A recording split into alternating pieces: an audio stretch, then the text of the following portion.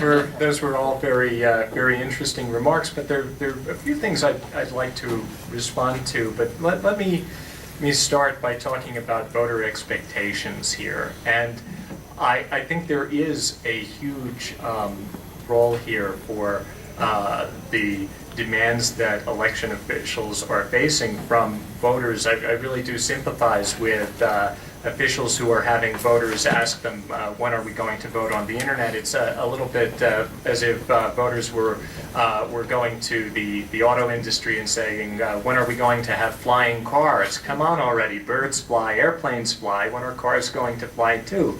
Well, it turns out there are just some things that technology is not good at.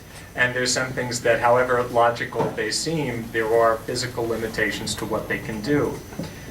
Elections are hard because we place very hard requirements on them. We want simultaneously to have a high integrity count and a secret ballot.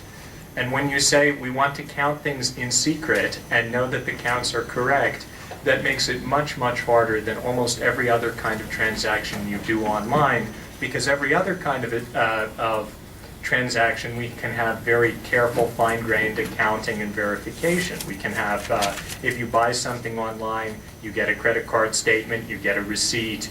If you find out that something is wrong, you can just reverse that individual transaction. It's not the same with voting, because we want to keep every ballot secret and protect your right to a secret ballot. If we want to weaken this, if we decide as a matter of public policy that we no longer want a secret ballot, then there are things we can do that work better. But we want a system that everyone can trust, that has a secret ballot and has high integrity, and that makes for a very, very difficult engineering challenge.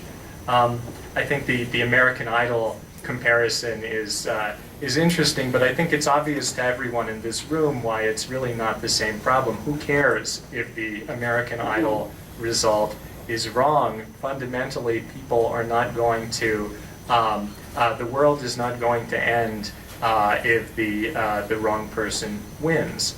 It's also not necessarily a secret ballot, so it's a much easier problem to solve. I want to put in one plug for this because I think an important component of our social discourse about this, of our public conversation about voting online, is public education. And this fall, starting in September, I'm going to be running a massive public online course about electronic voting and internet voting technologies. It's being run through Coursera, which is a multi-university online course effort, but it's free and open to the public. I really urge election officials in particular to take part in this and the conversation surrounding it. If you Google my name, you can find a link from my website, but there are already more than 5,000 people signed up to take this course, and I hope trying to get this conversation at a technical and a slightly longer format than a soundbite started is going to help to change some of the conversations that people are having in the public at large. Let me ask a question on the course. I'm always on the lookout for courses. I have 3 Cyber Corps students in the audience. The Cyber Corps, for those who don't know, is a government-sponsored scholarship program for people who are studying and go on and become our next leaders in cybersecurity in the government. And we have 3 of them in the room here, 3 of those students. And those of you who are parents and grandparents who have aspiring people who need full ride scholarships, you should look at our C-Spree website. You can get directed to it. It's a great program. My question is, the Coursera stuff is not for credit. That's right, it's not for credit, but it is free and open to the public. Okay. Matt? So I think some of this is in response to what you just said, and some of this is just general thinking. The thought about the flying cars is an interesting one, although I don't know that it's analogous in that most Americans, or most citizens, I'd say, don't have an experience of flying themselves, right? They're not the pilot themselves. They don't fly the airplane themselves. They don't conduct that. What most Americans are familiar with is operating on the internet.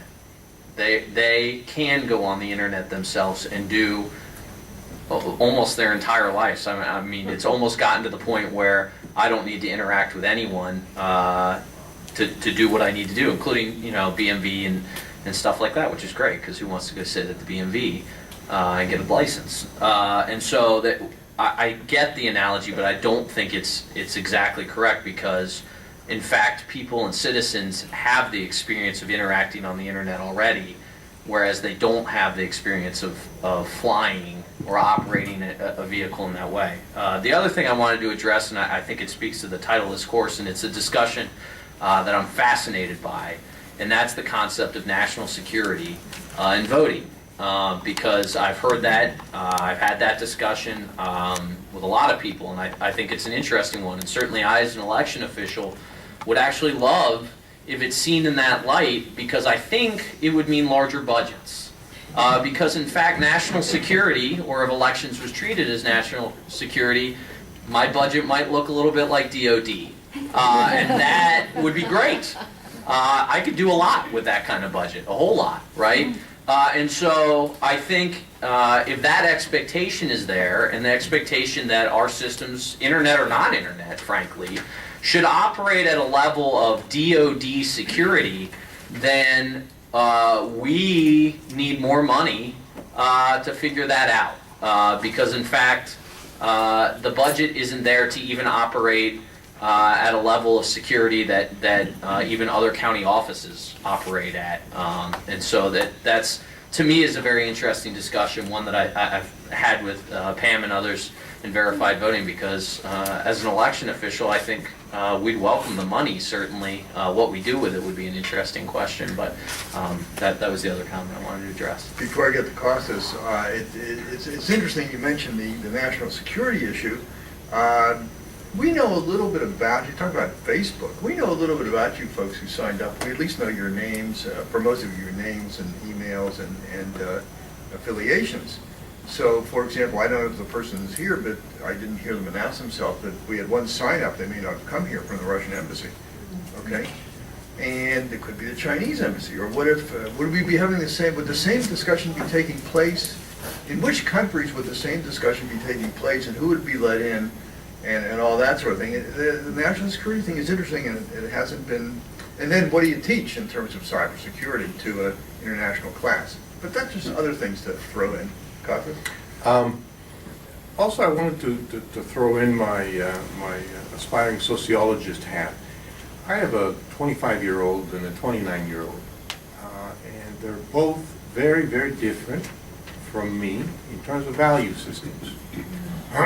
One of the systems that is absolutely almost orthogonal to mine is confidentiality and secrecy.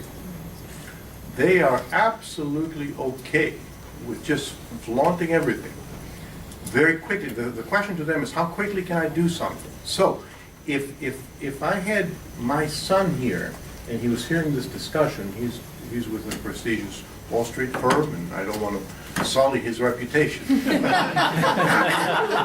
He probably would say something, so what's the big deal about, secrecy versus security? Have it in the open. Reconsider. Because I, as part of the Generation X, don't have the same value systems you old fogies do. We're different. What we do want to make sure is that we can have quick results. We want to make sure everybody gets a chance to vote, and we want to make sure it's cheap enough to be able to be maintained. I know it's anathema, but I'm just throwing it out that sometimes when things around you changes, and right now the social structure is changing, maybe we don't like it as mature adults or aspiring mature adults, but it is changing. And therefore, the solutions we create have to reflect not only our value judgments, but theirs as well.